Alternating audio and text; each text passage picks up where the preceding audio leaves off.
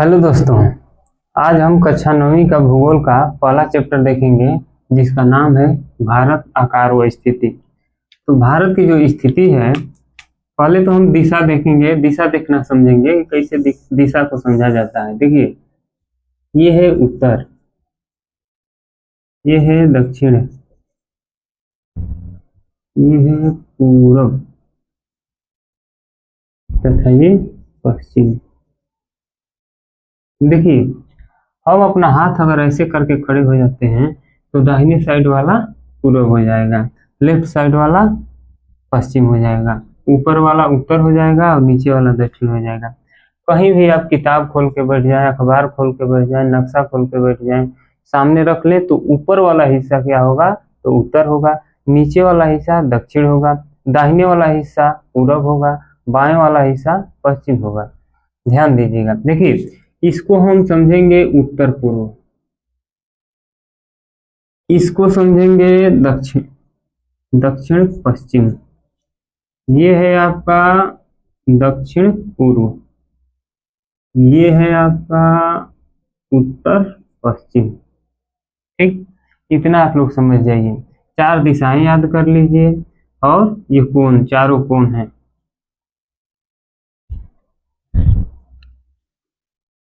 अब हम इसके बाद देखेंगे ग्लोब पर भारत की स्थिति क्या है। तो ये है अपना ग्लोब, इतना इतना लंबा भी नहीं है पृथ्वी।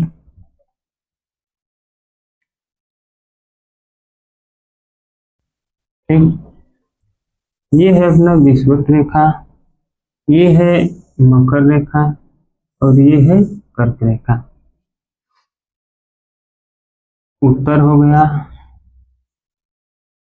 दक्षिण, ये दक्षिणी पोल हो गया और ये उत्तरी पोल।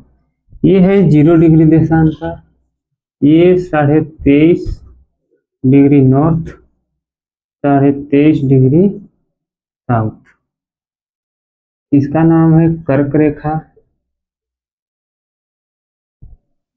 ये है विषुवत रेखा, विषुवत रेखा, ये है मकर रेखा। ठीक, ये 23.5 डिग्री उत्तरी अक्षांश है और विषुवत रेखा को हम लोग 0 डिग्री अक्षांश भी कहते हैं, 0 डिग्री अक्षांश। देखिए, अगर ये 0 डिग्री देशांतर है, 0 डिग्री देशांतर जो कि लंदन से होकर के जाती है, तो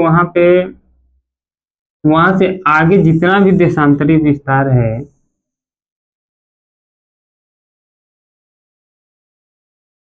इसी में हम और आगे आएंगे तो यहाँ पे भारत की स्थिति है। यही भारत की स्थिति कहाँ है तो यहाँ देखिए 68.7 पूरब है। यहाँ से इधर जाएंगे 0 डिग्री से तो इधर पूरब की ओर जाएंगे, इधर पश्चिम की ओर जाएंगे, और ये 0 डिग्री से जब आप ऊपर जाएंगे तो उत्तर की ओर जाएंगे और नीचे जाएंगे तो दक्षिण की ओर जाएंगे। तो 68.7 पूरब से 97.25 पूरब है। ठीक, और यहाँ पे 8.4 उत्तर से 37.6 उत्तर है। ठीक, तो इतना हमारा भारत का विस्तार, स्थिति, भारत की स्थिति ग्लोब पे है। अब हम ग्लोब पे समझेंगे कि किस दिशा में है भारत। तो देखिए, ये हिस्सा तो उत्तर हो गया, मतलब उत्तरी गोलार्ध। तो हमारा इतना 0 डिग्री के बाद हो गया उत्तरी गोलार्ध हो गया, ये पूरा उत्तरी, आधा उत्तरी गोलार्ध हो गया, उत्तरी गोलार्ध। तो आप जान गए कि भारत किस गोलार्ध में है, तो उत्तरी गोलार्ध में है। अब यहाँ से देखिए, हमारे ये है पूर्वी गोलार्ध, आधा को हम लोग क्या बोलेंगे, पूर्वी गोलार्ध। तो ये हो जाएगा पूर्वी गोलार्ध। भारत पूर्वी गोलार्ध और उत्तरी गोलार्ध में पड़ता है, मतलब इस वाले हिस्से में पड़ता है भारत। अब आप लोग बढ़िया से बता पाएंगे कि ये हो गया आपका पूरब और ये हो गया उत्तर, तो भारत किस ओर पड़ता है, तो उत्तर पूर्व की ओर पड़ता है। समझ गए। इस स्थिति में हम लोग क्या देखे थे, तो गोलार्ध, कौन सा गोलार्ध था, उत्तर, एक मिनट, भारत की जो स्थिति थी उत्तर पूर्वी गोलार्ध में थी, उत्तर पूर्वी गोलार्ध। ठीक। अब विस्तार देखेंगे भारत का कि विस्तार कहाँ तक है। भारत का विस्तार, देखिए भारत का अक्षांशीय विस्तार,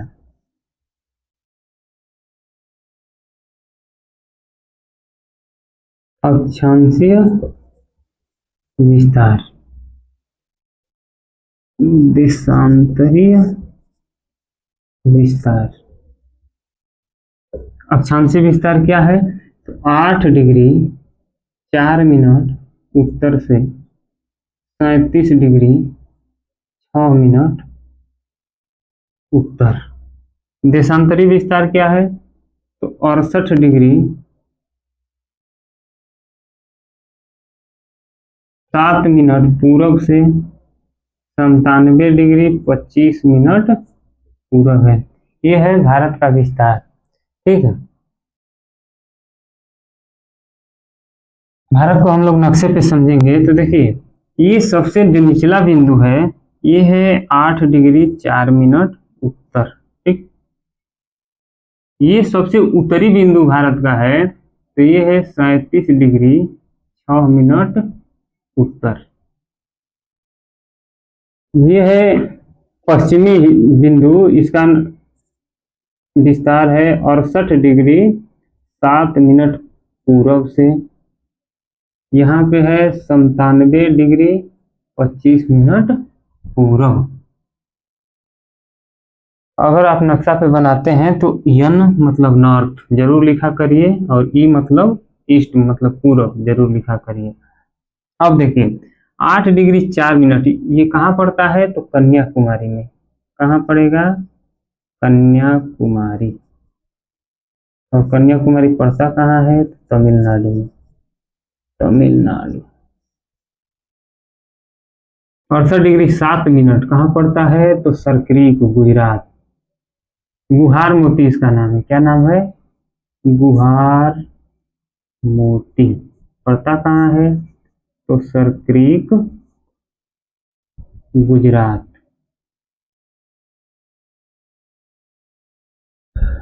पूर्वी हिस्सा कहाँ पड़ेगा, तो कीबीथू, कीबीथू, कीबीथू अरुणाचल प्रदेश, अरुणाचल प्रदेश। उत्तरी बिंदु कहाँ है, तो उत्तरी बिंदु का नाम है इंदिरा काल, इंदिरा काल, इंदिरा काल। पड़ता कहाँ है, तो लद्दाख में। अब देखेंगे आप लोग, ये है अंडमान निकोबार और ये हो जाएगा लक्षद्वीप। देखिए अंडमान, देखिए भारत का मुख्य भूभाग का दक्षिणी हिस्सा है कन्याकुमारी जो कि तमिलनाडु में पड़ता है, लेकिन दक्षिणतम हिस्सा अगर पूछे, संपूर्ण भारत का दक्षिणतम हिस्सा, दक्षिणतम बिंदु, तो यहाँ पड़ेगा। इसका नाम है Indira, Indira point, Indira point, Indira point. ये कहाँ पड़ेगा, तो 6 डिग्री 4 मिनट, 6 डिग्री 4 मिनट उत्तर में। और कहाँ पड़ता है ये, तो ग्रेट, ग्रेट निकोबार में पड़ता है। ये आपका अंडमान निकोबार है, उस द्वीप का नाम है ग्रेट निकोबार, वहीं पे पड़ता है। इसको लिख लीजिए अंडमान निकोबार, अंडमान व निकोबार। और ये हो जाएगा लक्षद्वीप, लक्षद्वीप।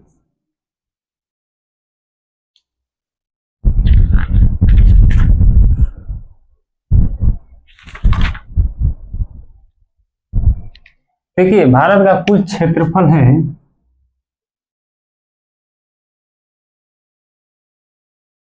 32,87,263 वर्ग किलोमीटर, जो कि संपूर्ण विश्व का 2.42% है। और इस हिसाब से यह विश्व का 7वां सबसे बड़ा देश है। 7वां सबसे बड़ा देश है। 7वां सबसे बड़ा देश है। तो इससे जो बड़े 6 देश हैं उनको भी जान लिया जाए। 1 नंबर पे रूस है, 2 पर कनाडा है, 3 पर अमेरिका है, 4 पर चीन है, 5 पर ब्राजील है, 6 पर ऑस्ट्रेलिया है और 7 नंबर पे अपना देश भारत है।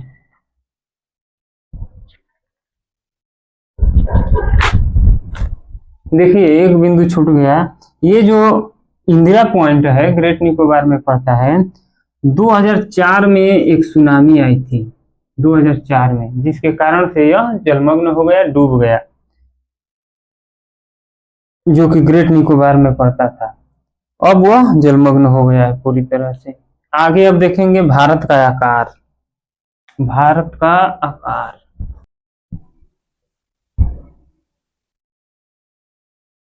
देखिए भारत का आकार चतुष्कोणीय है। चतुष्कोणीय है। चतुष्कोणीय कैसे चतुष्कोणीय है? तो अगर ये वाला जम्मू कश्मीर हम लोग ये वाला ऊपर वाला जो हिस्सा बनाते हैं,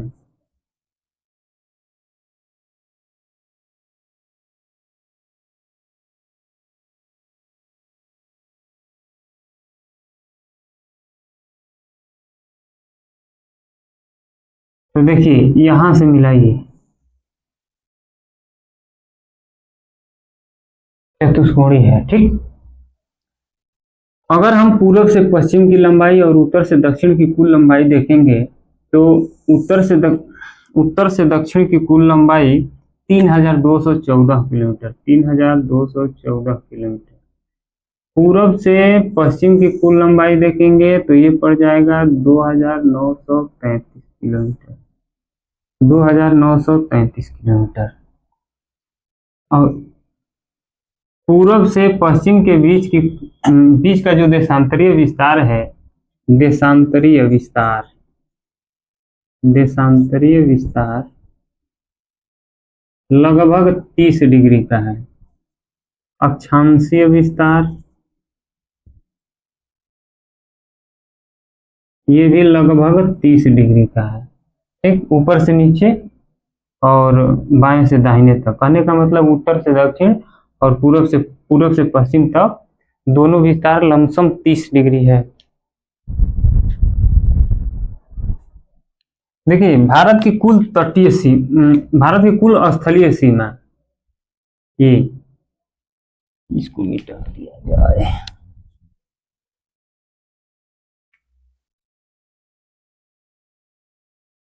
स्थलीय सीमा कितना है? स्थलीय सीमा तो ये है 15,200 किलोमीटर। तटीय सीमा, तटीय सीमा हो जाएगा मुख्य भूभाग, मुख्य भूभाग, मुख्य भूभाग की तटीय सीमा हो जाएगी 6,100 किलोमीटर। तटीय सीमा हो जाएगी कुल, मतलब द्वीप समूह और जितने द्वीप हैं सभी को मिलाकर 7,516.6 किलोमीटर। अब हम लोग देखेंगे, अब हम लोग देखेंगे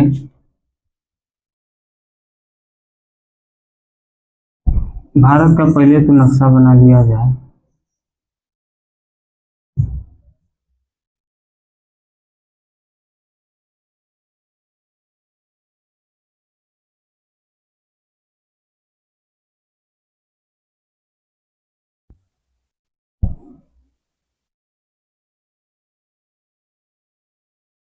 देखिए यहां से गुजरती है कर्क रेखा।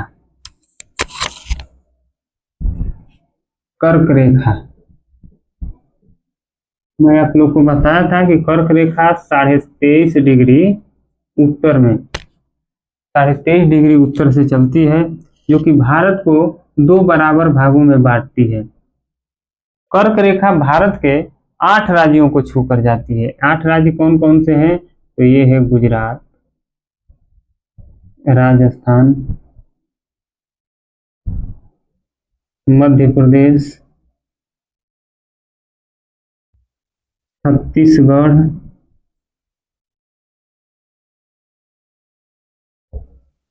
झारखंड, पश्चिम बंगाल, त्रिपुरा, मिजोरम। 4 4 8 कर्क रेखा भारत के 8 राज्यों को छूकर जाती है और यह भारत को 2 बराबर भागों में बांटती है। देखिए यहां से गुजरती है 82.5 डिग्री पूर्वी देशांतर। ये कैसी रेखा है? तो यह भारतीय समय मानक रेखा है। समय मानक रेखा, भारतीय समय मानक रेखा है। यह भारत के 5 राज्यों को छू करके जाती है, जिसमें यूपी है, एमपी है, छत्तीसगढ़ है, यहाँ उड़ीसा है, यहाँ आंध्र प्रदेश है। 5 राज्यों को छू करके जाती है। ठीक, ये दोनों रेखाएं जो कर्क रेखा है और ये 82.5 डिग्री पूर्वी देशांतर एक दूसरे को लंबवत यहाँ पे छत्तीसगढ़ के सूरजपुर जिला में एक दूसरे को काटती हैं।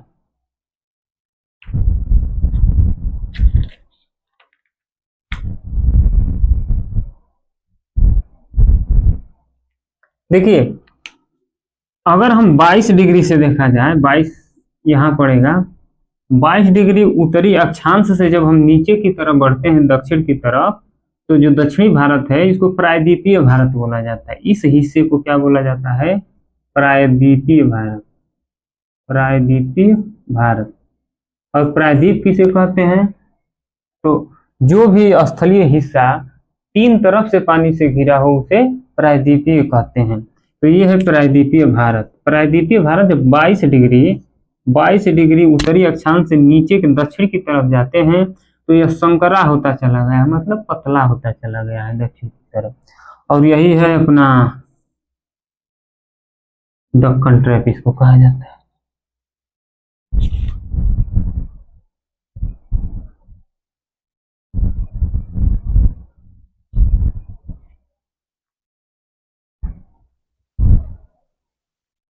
देखिए जो यहाँ पे समय है और यहाँ पे समय है, इन दोनों समय में लगभग 2 घंटे का अंतर पाया जाता है। 2 घंटे का अंतर। ऐसा क्यों होता है? तो जो भारत की समय मानक रेखा है वो 82.5 डिग्री पूर्वी देशांतर को मानी गई है। अगर हम इसके हिसाब से जो देशांतर रेखाएं होती हैं वो समय रेखा होती हैं, तो यहाँ की जो देशांतर रेखा है 97 डिग्री 25 मिनट, ये यहाँ का समय बताती है। और यहाँ की जो समय रेखा है 68 डिग्री 7 मिनट, ये गुजरात का समय बताती है। तो गुजरात के समय में और अरुणाचल प्रदेश के समय में लगभग 2 घंटे का अंतर है। इस कारण से हम एक ही मानक समय को मान लिए हैं, जिसका नाम है 82.5 डिग्री पूर्वी देशांतर।